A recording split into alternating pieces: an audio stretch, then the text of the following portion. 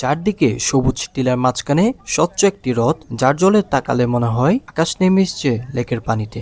সেই স্বচ্ছ টলটল নীল পানিতে ঝলমল করছে অসংখ্য বেগুনি নীল শাপলা।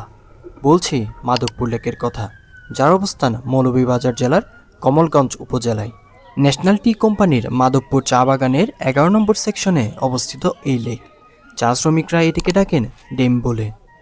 চা বাগানে চাষের ও অন্যান্য বিভিন্ন কারণে ব্যবহারের জন্য প্রচুর পানির প্রয়োজন হয়, কিন্তু এইসব অঞ্চলে বৃষ্টির পরিমাণ অধিক হলেও ঢালু ভূমির কারণে পানি অধিক সময় অবস্থান করে না বিধায় পানির প্রয়োজনে বাগান কর্তৃপক্ষ 1965 সালে বাগানের মধ্যস্থিত 3টি টিলাকে বাঁধ দিয়ে পানি জমিয়ে গড়ে তোলেন প্রায় 3 কিলোমিটার দৈর্ঘ্যের 50 একর আয়তনের এই মাধবপুর লেক। অনন্য কিছু বৈশিষ্ট্যের কারণে এই লেক বিমোহিত করে রাখে এখানে আসা হাজারো দর্শককে।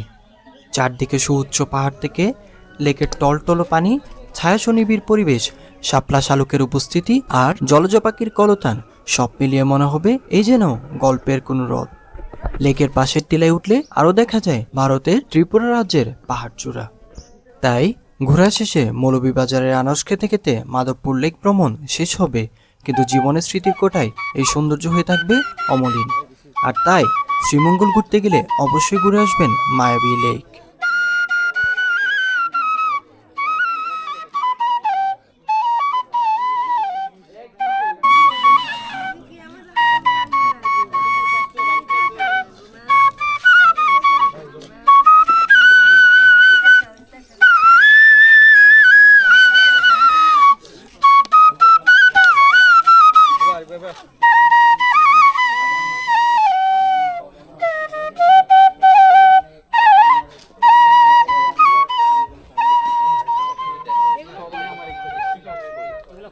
মাধবপুর লেকে যেতে হলে ট্রেনে বা বাসে করে শ্রীমঙ্গল অথবা কমলগঞ্জে আসতে হবে। কমলগঞ্জের ভানুগাছ চৌমুহনী থেকে প্রাইভেট কার বা সিএনজি করে মাধবপুর লেক সহজেই চলে যাওয়া যায়। আর একই সাথে ঘুরে আসবেন অনিন্দ্য সুন্দর দার্জিলিং টিলাও। ভিডিওটি সম্পূর্ণ দেখে থাকলে কেমন হয়েছে জানাতে ভুলবেন না। আসসালামু আলাইকুম।